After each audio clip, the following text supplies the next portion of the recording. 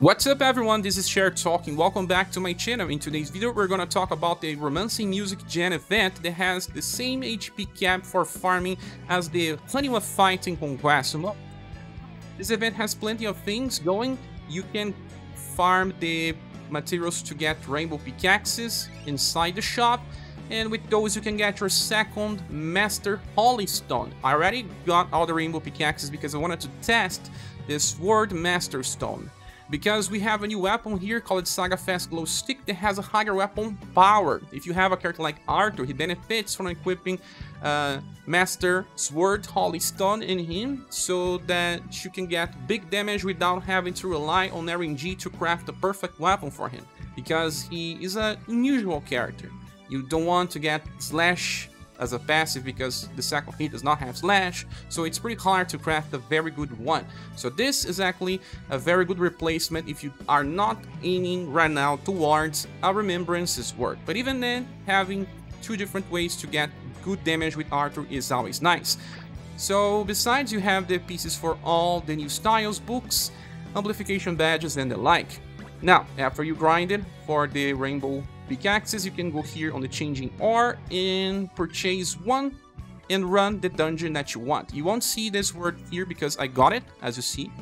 And if you got Wagnas and you already have a good weapon for Arthur, you can also choose the spear one because he's another character that has difficulty finding a strong weapon because he cannot get one with Pierce, for example, and he needs to get one with the Fire element in build to use Abaddon Hands. Plus, one more thing, the 2.5 anniversary coin exchange receiving an update, and you can grab 1000 gems and even more stuff like the usual Auron case and plenty of books and other stuff. So very nice that you can just get it all again.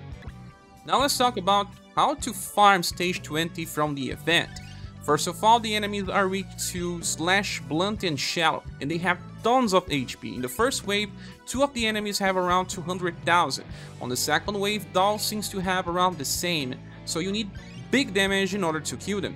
It may seem like they are aligned in a row in the first wave, but they are not, only on the second wave, so that you can use strong row attacks there, but it's kinda hard to kinda save the better attacks for the second wave, so it may be better to use good rotations with full AoE attacks. That's why the first strategy brings Arthur and Talon on a Magia fight formation. Also, my Arthur has the new weapon from the shop alongside his Sword Master Stone, like I said, to showcase how strong he gets. Of course, he's maxed with even plus 16 from the hidden status. And in the back I have Talon, still not fully trained. His missile cannon is not maxed. You should just increase laser cannon to 16. And if you have the Remembrance gun, both characters will be able to solo the event by themselves, and you can bring 3 trainees. So Arthur really helps here because the enemies are weak to Slash and Blunt, 2 of his type of damage when he attacks on hit 1 and then on hit 2. So he gets them with weak attacks with both.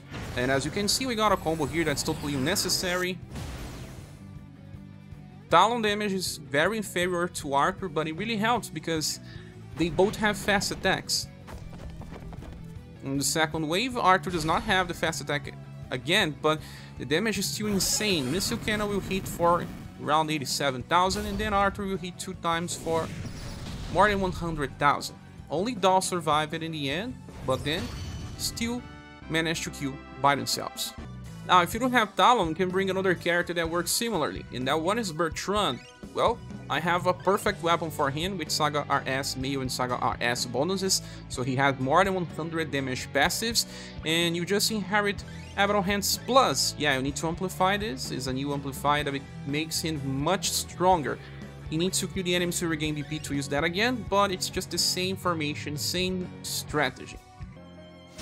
Well, Bertrand is using Abaddon Hands Plus, right? Something that Wagnas can also do, but his damage passes are so inferior that if you decide to bring Wagnas, you need a third attacker, because his damage is not enough to help Arthur finish the waves.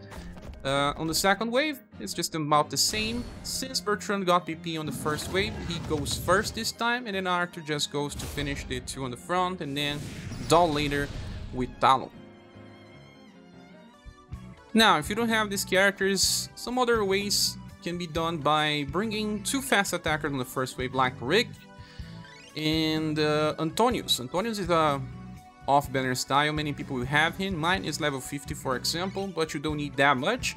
And then you can bring Virgil, the latest one in the front line of an Amazon Raid X formation. I know, it does not increase his intelligence, but it's too hard to use him on other formations where I cannot bring 2 STR-based characters on full potential. So I just prefer to use it this way so that he goes first and use his row attack, since Rick and Antonius can finish the first wave, and you can bring 2 trainees.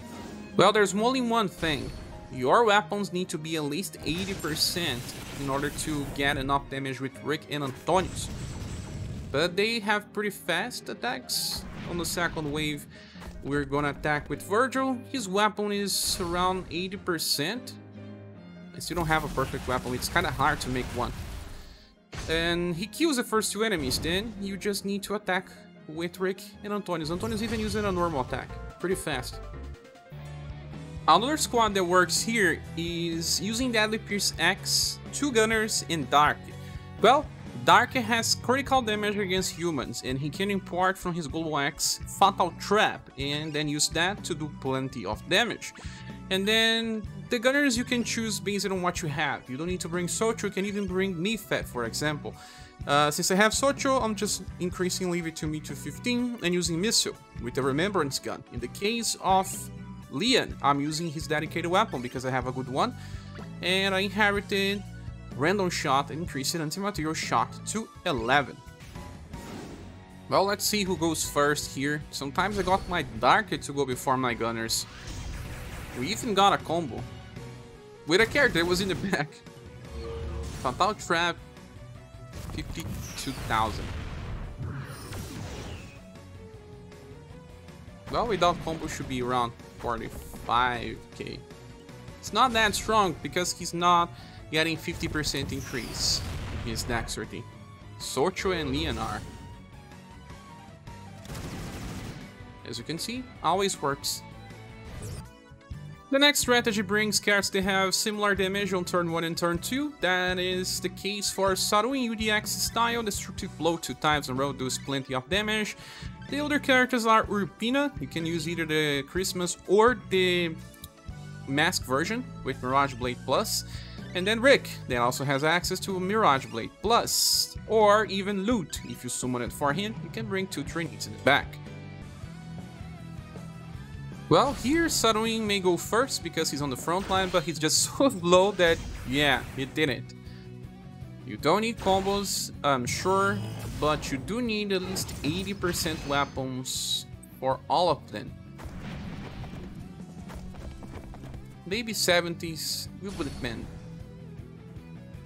The good thing is that Rick buffs STR to the party. Oh, this time Urpina didn't even attack. As for the last squad, you can bring 4 mages that can do between Blunt, Slash, and Shadow. Well, there are plenty of them that are good, like Wagnas. Although his damage is not as high as Bertrand, he can use Battle Hands 2 times in a row. And then we have the Schirach, second style. She can open with Black Hole and then use Dark Press, it's even fast. Another fast attacker is Maximus. If you summon it for Bune's banner, he opens with Shade Blitz and then uses Dark Pulse. Shade Blitz even debuff enemies will, so the other characters will do more damage. And another one is Igomahl. I'm using her like this. Just increase the Malicious Streak to 10 so she never uses a single target attack. You don't need these 4 characters, but I was having difficulty with the order of the attack and breaking some cycles, so I just brought the 4-1 and then 1 in the back for a training. Okay, so probably Maximus goes first. Shade Blitz, the buffs will.